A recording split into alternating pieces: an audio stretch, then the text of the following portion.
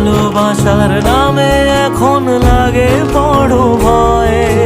বলেছিলি সময় ছেড়ে বাঁচতে পারবি না, আজ কি ভুলেও সেই কথা তোর মনে পড়ে না? বাসলে ভালো কেউ কি এমন পাষাণ হয়ে যায় যে নিজের সুখে মনের মানুষটাকেই মেরে যায়?